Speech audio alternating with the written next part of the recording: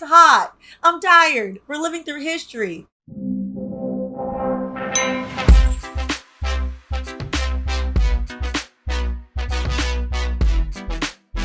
Welcome back to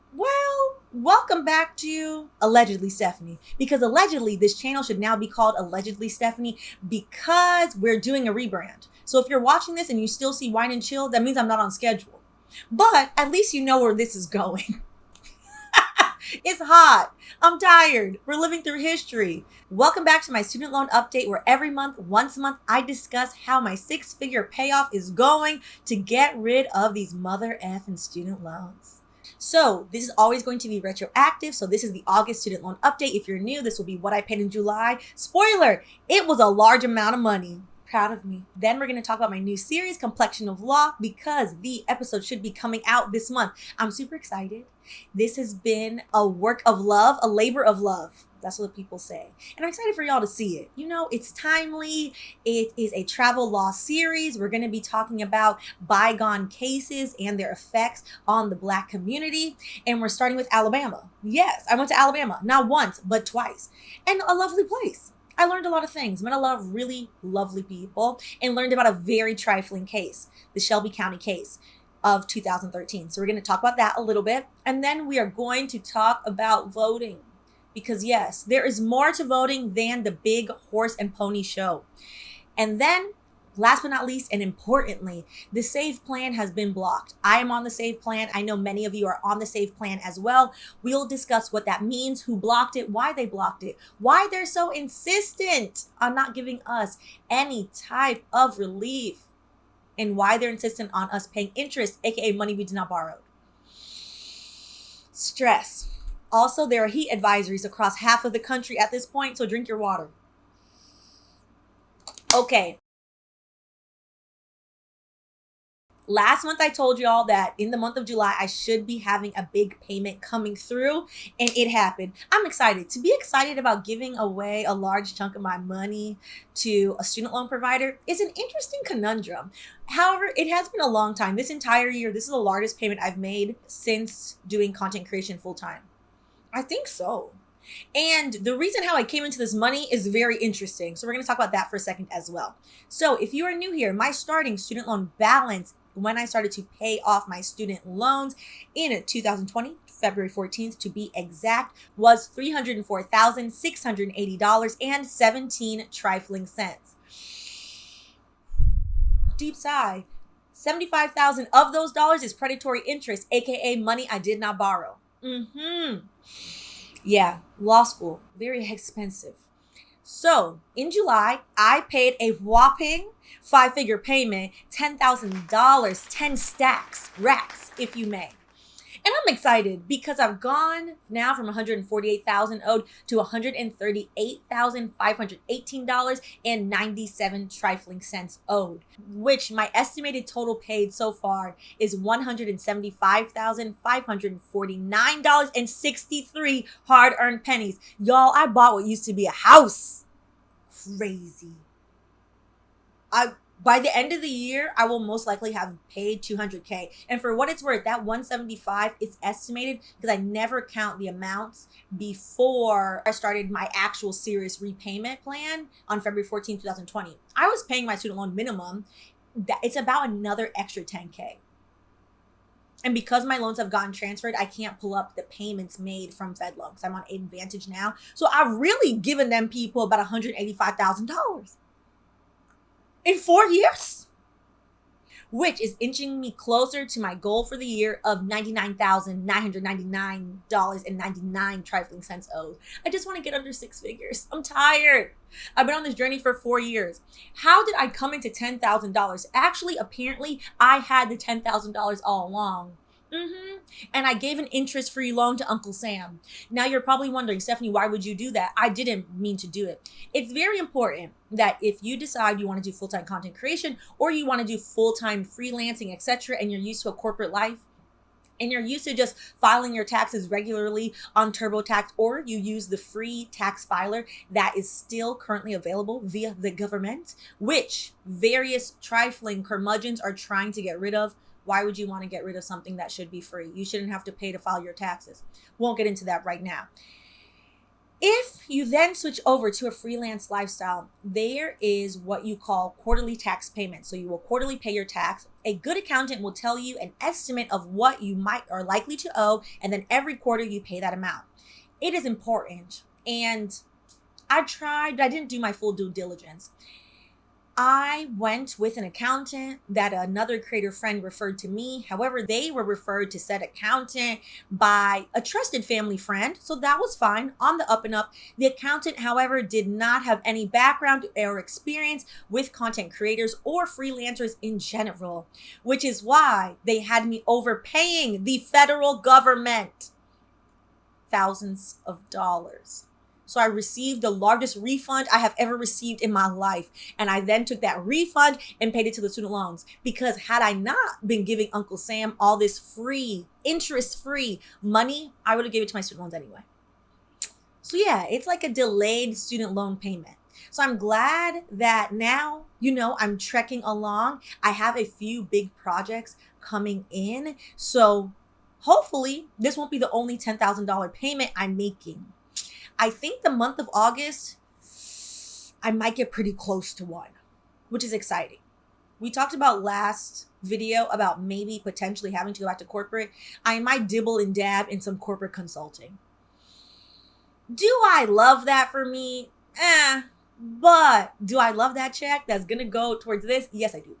Yes, I do. It is funny that I've been doing content creation full-time now for 2 years, and my old full-time job as a lawyer in tech, as a tech girly, will now likely be my part-time job. So I flipped it, because before, content creation was my part-time job, even though I was really building up a whole brand and channel and doing all this work full-time and doing my job full-time. So this is interesting. I have thoughts. I have feelings on it. We'll circle back after I've corporate labored for like 3 weeks. Actually, 2 weeks. I think after 2 weeks, I'll have some strong feelings about it. I'm glad it will be temporary. And if I have to temporarily do it a little bit to be able to get to my version of my rich life, I'm fine with that. I've accepted it now, because I'm tired of this debt. It needs to go. And for what it's worth, corporate lawyer me fetches a good coin. I was really good at my job. I just hated it. Unfortunate, but I love doing this. And if I can pay off my student loan so that way I can do this without stress, I'm all for that. So that's where we're at. So I say all that to say, I think a little bit of that sprinkling of corporate part-time money will help me keep up with some 10K payments. So I'm excited. I'm excited to, fingers crossed, hopefully getting to $99,000 owed by December 31st, 2024. So moving on, a little shameless self-promotion on my end. So you've probably seen a few, I would say like Instagram clips, an Instagram reel of me getting into a spirited debate with AG Eric Holder about which Caribbean island is better. I would like to know he started that argument with me, and I verge on the border of toothlessness, no matter who it is. So I was proud of me. I kept it very calm, because I figured my dad would be a little aggressed if he saw me getting into full out, arguments with the first ever Black Attorney General. For what it's worth, how are you going to tell a Jamaican that, we're not even going to rehash that. You should check out the reel. It's very cute. Head over to Instagram. I'm going to put it on YouTube as well. But I say that to say, our first episode of Complexion of Law will be coming out this month. I'm super excited. We went down to Alabama. We're covering the Shelby County case. The Shelby County case infamously essentially gutted the Voting Rights Act, specifically Section 5 of the Voting Rights Act. If you're like, Stephanie, I don't know what the hell Section 5 is, watch the video.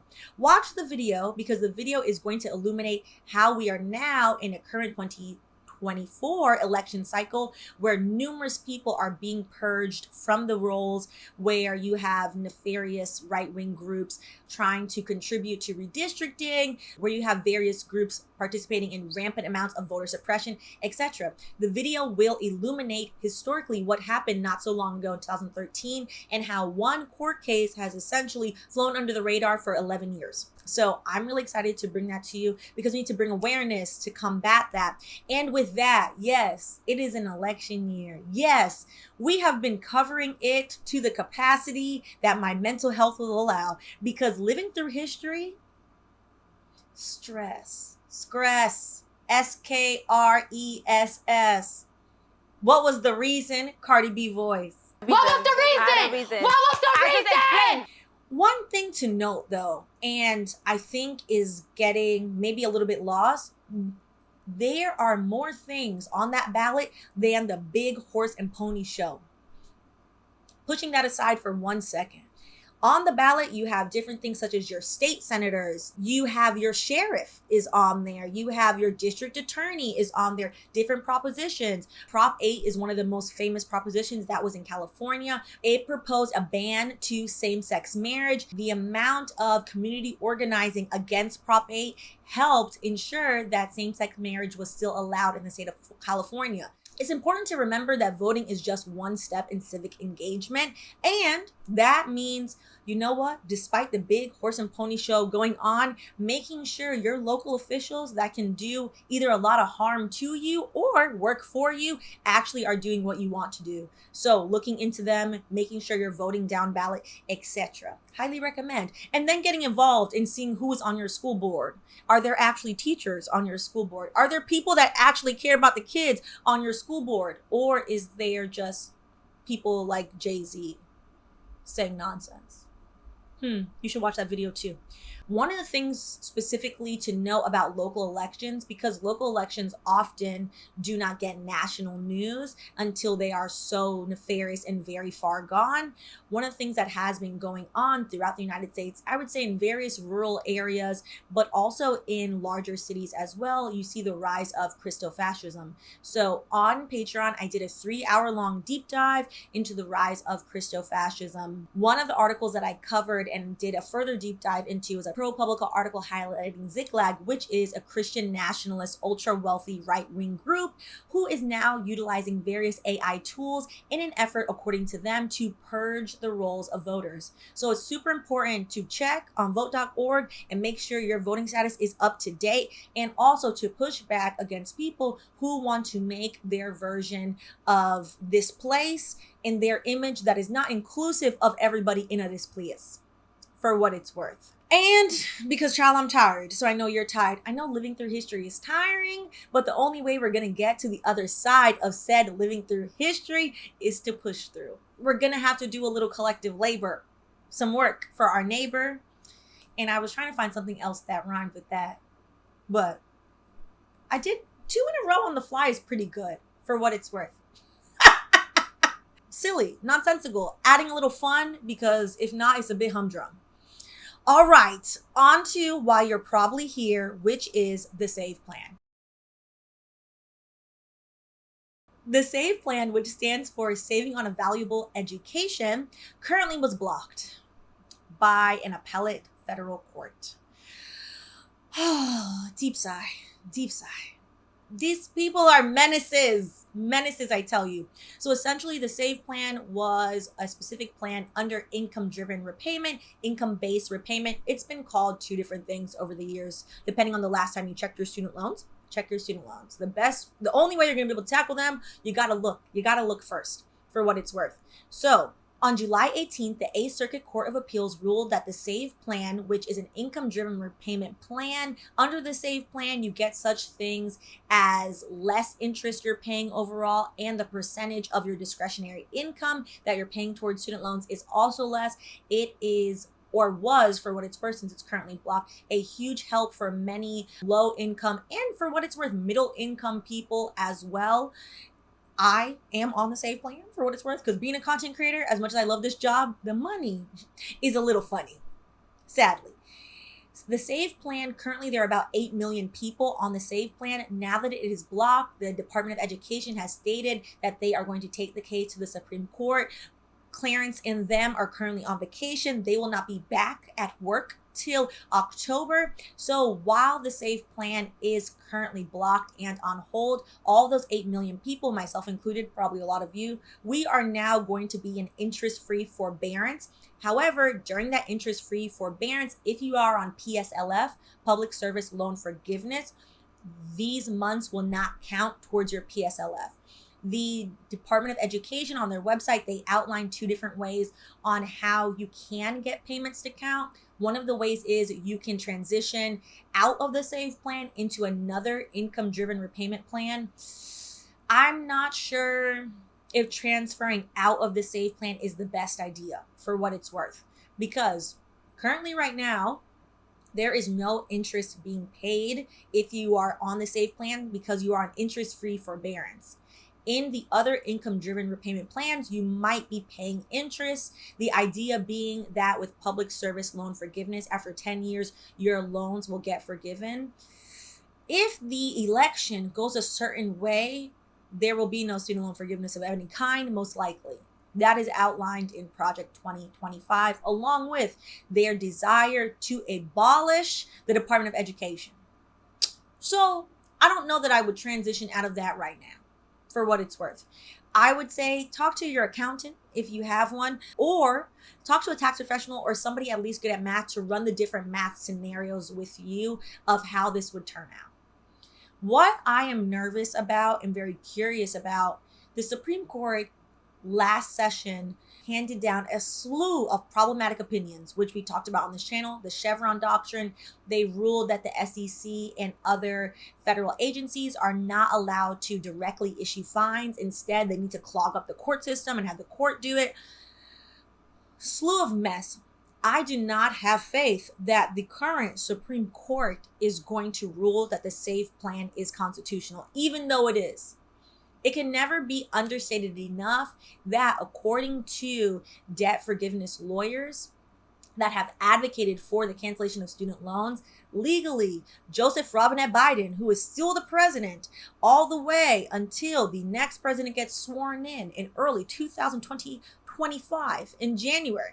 Hopefully civics class is normal this time and there's no back and forth about it. He can legally write an executive order saying that he is canceling a certain amount of student loans. He has stated numerous times that he's uncomfortable with that idea and that he believes Congress should do it. That's why we're here talking about this. After we got student loan forgiveness dangled in our face for how long? Okay. Because we've been having this series has been on the channel for 4 years. We've covered all the variations of student loan forgiveness. Are we getting it? Who's getting it? Oh, look, they're updating PSLF, which I'm very excited that PSLF was updated. I know a few people that have gotten their student loans forgiven through PSLF. They were paying their loans off. 10 years had passed years ago.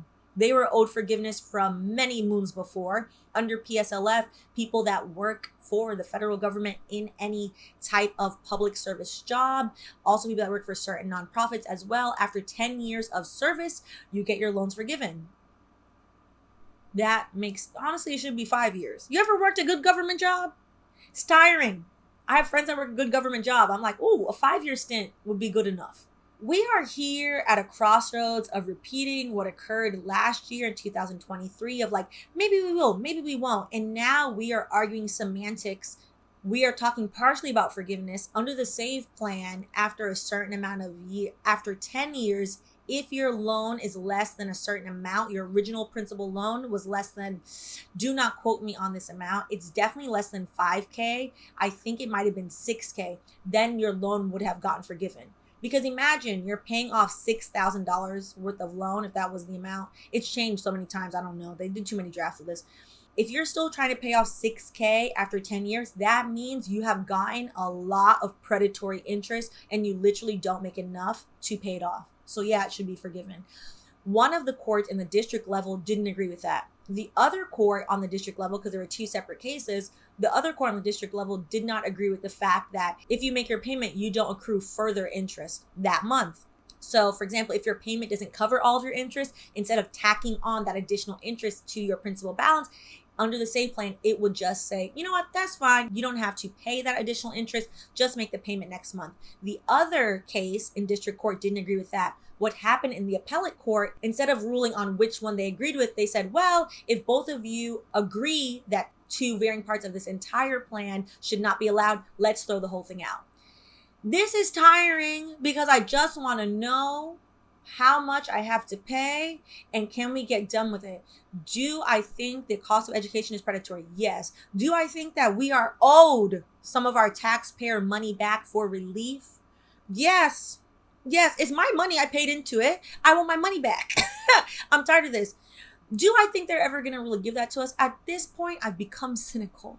Rightfully so. No, I don't think so. However, that doesn't mean I'm still for student forgiveness if it happens for everybody else. I would, after I paid off, wonderful. I want it to happen for everybody else.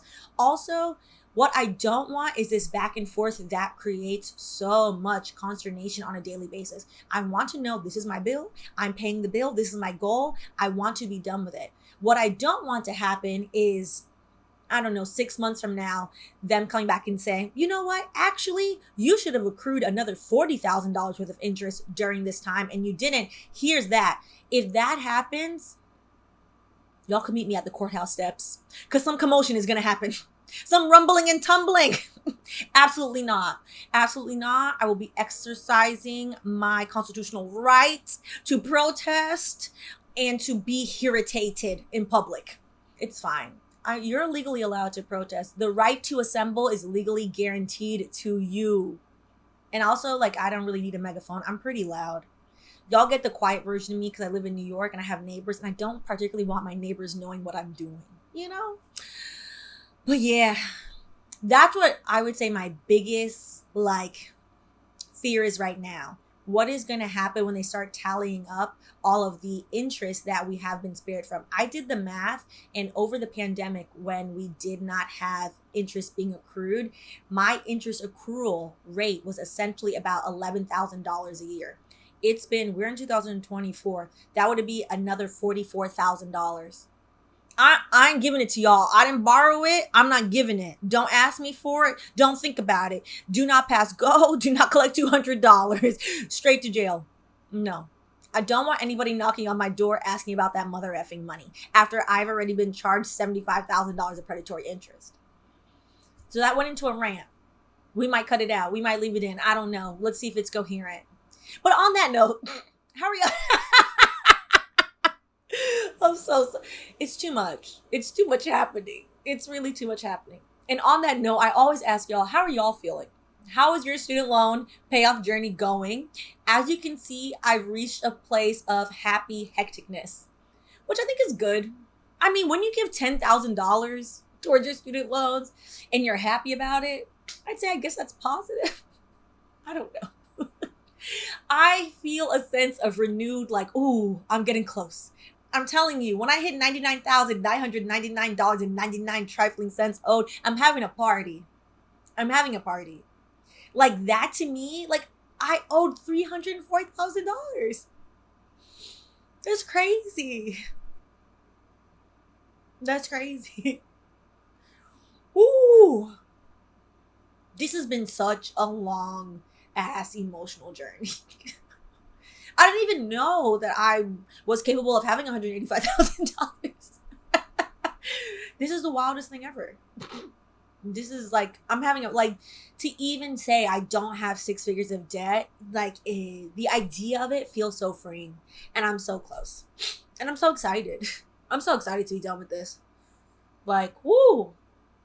I got corporate consulting in about 12 minutes and child will be up in there smiling. Smiling like this. Thank you. I think I'm going to put a chart on my wall so that I can see every day, like, oh, today I made X amount of money. Because my rate is high. Am I a 7th or 8th year attorney now? I'm an 8th year attorney. Baby, she's tenured. She's tenured in a very niche specific field of tech transactions specifically. Like they said in Mulan, you don't come across a woman like that every dynasty. Okay, so I charge a good coin, and I'm excited that the mess that got me into this will get me out of this at least. And I can do this stress-free and not worry about whether or not the algorithm is trying to play a game with me and whether or not AdSense wanted to be like, oh, well, the advertiser doesn't want to pay this month. I don't have to worry because my regular life is not too luxurious or that expensive for what it's worth. I like nice things. Let's be honest. I like nice things. But I save up for my nice things. I'm pretty good with money these days. I only need large amounts of money right now to get out of this debt. And then I'm going to be a menace to society. I'm going to be a menace for good. A menace for good running around outside, want to help in more local organizing for certain things. Child, I'm gonna have so much free time. It's gonna be great. I can't wait. Oh, I'm so excited. But on that note, I appreciate y'all. I'll catch y'all later. Bye.